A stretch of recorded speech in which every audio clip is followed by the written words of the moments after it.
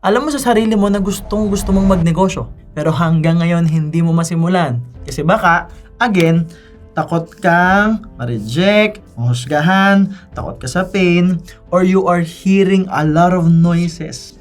Maraming nagsasabi sa'yo na mahirap magnegosyo, maraming manloloko sa'yo, maraming mandadown sa'yo, including them. They are doing that already.